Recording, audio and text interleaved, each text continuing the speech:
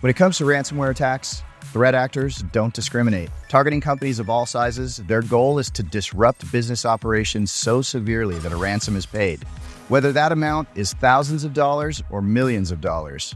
But certain industries are more lucrative, where the theft of data or halting of critical services could be catastrophic, upping the ante that the ransom is paid.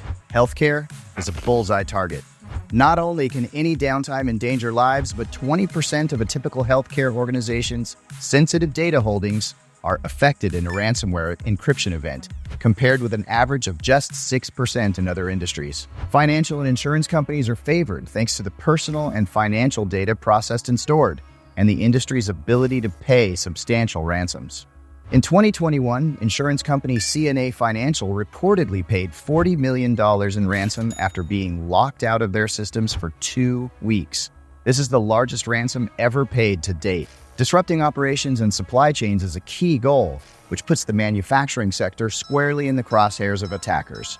Relying heavily on continuous production processes, manufacturers are pressured to pay ransoms quickly to avoid financial losses. This was seen in the attack against meatpacker JBS and their alleged $11 million payment to restore the company's North American and Australian operations. In today's day and age, every company, regardless of size or industry, is a ransomware target.